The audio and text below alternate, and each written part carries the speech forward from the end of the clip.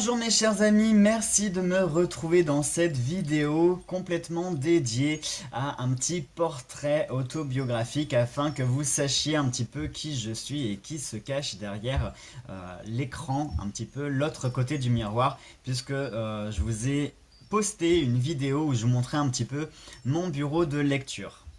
Oui, j'aime pas dire bureau de voyance, voilà, moi je préfère employer d'autres termes et je trouve que bureau de lecture c'est assez joli et ça me correspond assez bien. Alors, qui je suis un petit peu, c'est vrai que je vous ai fait une petite vidéo, un petit peu de présentation et de lancement. Je vais un peu mieux vous expliquer quel est le but de cette page, qui se cache derrière l'œil dans le noir. Je vous raconte tout dans cette vidéo. Tout d'abord, donc, l'œil dans le noir. Pourquoi l'œil dans le noir? Eh bien, je fais tout simplement référence au chakra du troisième œil. Vous savez, cet œil qui aurait la faculté et les capacités de voir ce que nous, humains, ne sommes pas aptes à pouvoir voir. Et pourquoi dans le noir? Eh bien tout simplement parce que l'univers est composé à plus de 85% de noir. On est dans un vide intersidéral qui est parsemé d'étoiles par-ci par-là et qui viennent agrémenter de lumière. D'où d'ailleurs le nom d'étoile. Et le noir, bien évidemment, c'est cet espace où les choses se cachent, où les vérités se cachent, où les secrets sont occultés. Et donc le troisième œil vous permettra de révéler ce que les yeux d'humain ne sont pas capables de voir. Tout simplement, il n'y a aucune diablerie derrière ce nom. Ensuite, donc, je vais vous faire un petit topo rapidement sur la page. Quelle est la vocation de cette page? Tout d'abord, c'est de pouvoir vous apporter une aide de façon quotidienne et régulière à travers des guidances, à travers des conseils, à travers des tirages.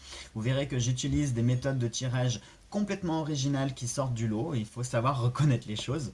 Vous verrez que j'aime beaucoup utiliser les supports de voyance et de divination qui sont complètement décalés, qui sortent de l'ordinaire. Donc bien sûr je travaille avec principalement des oracles et des tarots. Très principalement je travaille avec mes propres jeux que j'ai créés. D'ailleurs je vous ai fait une petite vidéo avec la présentation de mes jeux que je vous invite à découvrir. Certains jeux sont accessibles si vous êtes intéressé d'ailleurs. Je vous mettrai toutes les informations en barre d'infos. Et j'utilise bien sûr d'autres supports comme la radiesthésie, donc avec le pendule, la kibomancie avec les dés, également les runes, les baguettes chinoises, le feng shui, mais également le yiking. Enfin, vous verrez, c'est assez riche. D'ailleurs, je suis l'administrateur de la page Facebook qui porte le même nom, l'œil dans le noir. Également, je vous mettrai le lien en barre d'infos si vous êtes intéressé. Et puis donc voilà, je vous propose de, à travers un écran interposé, puisque je vous avais fait un petit speech sur l'effet de la virtualité qu'il ne faut jamais sous-estimer. Ce n'est pas parce que vous êtes caché derrière un écran que ça vous dispense d'avoir un minimum de respect pour les personnes qui travaillent derrière les chaînes, derrière les pages, etc. Parce que c'est de l'investissement, on consacre du temps, de l'amour, de la passion. Certains font ça pour l'argent, d'autres font ça pour le plaisir et pour le partage. Moi, je suis dans le plaisir et dans le partage. Après, faut pas non plus se leurrer. On a tous plus ou moins certains besoins. Voilà, donc à ce niveau-là, vous verrez que je joue la transparence. Je suis quelqu'un d'extrêmement entier et transparent tout le temps. Pour moi, ça c'est très important. Je trouve que dans ce milieu, ça manque cruellement de sincérité, de ce côté entier, ce côté voilà où voilà, on joue cash, on joue la transparence. Moi, à l'heure actuelle, je ne fais aucun revenu, je n'ai aucun bénéfice de tout ce que je fais. Peut-être qu'un jour ça viendra. Si ça viendra, je serai honnête aussi en vous disant que ça y est, je suis passé plutôt à un statut professionnel. Je suis d'ailleurs en train de travailler pour avoir un statut professionnel afin de pouvoir tarifer les consultations, etc. etc. Voilà, puisque mon but étant d'en faire mon métier, ma vocation, puisque quand même au bout de presque 20 ans, pardon, pas plus, mais presque 20 ans, parce que j'ai commencé vers l'âge de 13-14 ans, je me dis, avec tous les signes de la vie et du destin que j'ai eu, particulièrement en ce moment, enfin à l'instant où j'enregistre la vidéo, ça ne sera peut-être plus valable si vous regardez cette vidéo dans 10 ans, mais à l'instant où j'enregistre cette vidéo, j'ai particulièrement des signes qui me montrent que c'est ma voie et peut-être mon destin, je ne sais pas. Autre chose qui est très important à savoir sur moi, je ne veux pas être catalogué comme un voyant extra lucide, etc. Vous savez, voilà. Moi, je suis quelqu'un qui reste simple, qui restera simple, hein, que j'ai 500 abonnés ou 500 millions, je serai fidèle à moi-même, fidèle à mes principes, fidèle à mes valeurs. Je jouerai toujours l'honnêteté et la transparence avec vous, avec mon audition, avec ma communauté, parce que pour moi, ma communauté, elle est très importante. Tous ceux qui rejoindront cette communauté seront traités exactement comme les anciens, les tout premiers qui étaient présents quand j'ai commencé. Donc voilà, à ce niveau pour moi, c'est très important d'avoir des valeurs humaines, surtout dans ce milieu hein, où on est dans un milieu quand même avec l'informatique qui est très prédominante. On a tout ce côté virtuel, ce côté où on ne se parle plus, on ne communique plus. Parfois, on a même notre famille à côté de nous et on est sur notre écran en train de parler avec des gens qui habitent très loin, qu'on ne connaît même pas. Et on ne parle même plus aux personnes qui sont juste à côté de nous. Donc on vit dans ce monde un petit peu froid, dans ce monde aseptisé, dans ce monde qui se dit être branché communication, etc. Mais au final, cette communication, elle est très restrictive hein, parce qu'on voilà, on parle avec des personnes qui sont parfois loin, dont on ne connaît strictement rien, alors que nos proches qui auraient besoin, eux, on ne leur accorde pas beaucoup de temps. Voire des fois pas du tout. Donc pour moi, c'est important de pouvoir jouer cette transparence et ce côté humain avec vous. Hein, ce sont des valeurs que je prime et qui primeront toujours sur tout le reste. Hein. Pour moi, c'est pas l'appât du gain qui m'a attiré à devenir youtubeur, créer ma chaîne, me lancer professionnel, etc. Non, c'est vraiment pour apporter une aide réelle.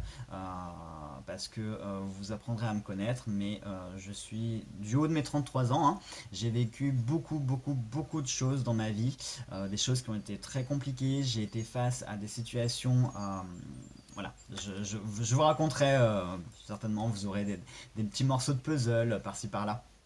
Mais voilà, je connais particulièrement les mots humains, je connais la souffrance, je connais la peine, je connais les galères, je les connais encore à l'heure actuelle où j'enregistre la vidéo. Donc pour moi c'est important de pouvoir vous communiquer toutes ces valeurs humaines et d'être dans la bienveillance, dans l'écoute, dans la compréhension, sans jamais aucun jugement, ça c'est important, jamais je ne me permettrai de juger qui que ce soit. Et tout ce que je demande également en retour, eh bien c'est cette même bienveillance et ce même respect. Voilà pourquoi c'est important quand vous mettez des dislikes ou des commentaires négatifs. Je suis ouvert à tout commentaire négatif, mais il faut qu'il soit argumenté et justifié. Je suis contre toute forme de violence gratuite, de méchanceté injustifiée, etc. Hein, les plateformes, que ce soit YouTube, Facebook, etc., ne sont pas des défouloirs où on peut vomir sa haine. On n'est pas non plus dans une compétitivité. C'est pas à celui qui va faire le plus de likes, le plus de buzz, le plus d'abonnés. Moi je te parle plus parce que tu as trop d'abonnés, parce que ceci, parce que cela. Non, les compétitions, pour moi, c'est voilà, je suis pas du tout dans cet esprit compétitif. J'en ai strictement rien à faire de la compétition. Je cherche pas à avoir 5 millions d'abonnés, à toucher 10 000 euros tous les mois par YouTube. C'est pas du tout mon objectif. Hein. Si j'arrive on va être honnête, hein, si j'arrive à vivre de ce que je fais, eh bien tant mieux, hein, mais c'est pas non plus mon but de utiliser un petit peu la misère humaine, la détresse hein, pour me faire de l'argent dessus, c'est pas du tout ça. Voilà. Qu'est-ce que je peux vous dire de plus je pense avoir bien fait le tour déjà. Et puis, donc voilà, je vous montrerai un petit peu, ça fera l'objet de diverses vidéos, mais je vous montrerai le tarot, le jeu en fait qui m'a permis de débuter, qui est tiré donc du fameux dessin animé dont je vous parlais. Ça fera l'objet d'une vidéo. Pour ceux qui l'ont reconnu, il s'agit des cartes de Clos que l'on peut retrouver dans le dessin animé Cardcaptor Sakura. Ça, c'est le dessin animé de mon enfance. C'est grâce à ce jeu d'ailleurs que j'ai pu débuter, sur lequel je me suis fait la main. J'ai réalisé des centaines de tirages pour des amis, des collègues, des connaissances, parfois des inconnus. Vraiment, ce jeu a une valeur sentimentale pour moi qui est très particulière. Je l'ai en plein de déclinaisons. Hein. Je dois avoir une dizaine de coffrets différents avec des versions différentes. Mais ça fera l'objet d'une vidéo. Allez, sur ce, je vous embrasse fort, on se retrouve très vite pour plein de vidéos, plein de contenus, plein de choses. Et j'espère que vous allez vouloir, que vous accepterez mon invitation à vous joindre dans cette aventure fantabuleuse et fantabulesque qui va être la chaîne L'Œil dans le Noir ainsi que la page L'Œil dans le Noir. Allez, je vous embrasse très fort, à très vite.